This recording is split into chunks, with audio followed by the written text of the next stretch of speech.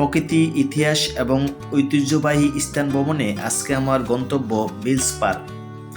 বরিশাল জেলা সদর থেকে মাত্র 4 কিলোমিটার দূরে বিলস পার্ক অবস্থিত। 1896 সালে জেলা ম্যাজিস্ট্রেট হিসেবে এনডি বিটসন বেলস বরিশালে আসেন। বেলসের শাসনামলে ব্রিটিশ রাজা পঞ্চম জর্জের আগমনকে কেন্দ্র করে কীর্তনখোলা নদীর কিনারে এই উদ্যানটি নির্মাণ করা হয়। বরিশাল শহরের উন্নয়ন, মুসলিম শিক্ষা ও জনস্বাস্থ্যে বিটসন বেলসের অবদানের স্বীকৃতিস্বরূপ তার নাম অনুসারে উদ্যানটির নাম হয় বেলস পার্ক।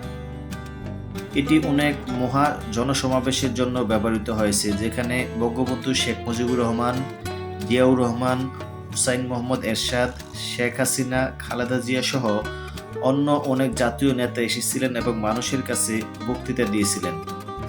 উদ্যানের চারদিকে একটি ওয়াকওয়ে, হেলিপ্যাড, খেলার মাঠ, বসার ছাউনি ও একটি হ্রদ রয়েছে।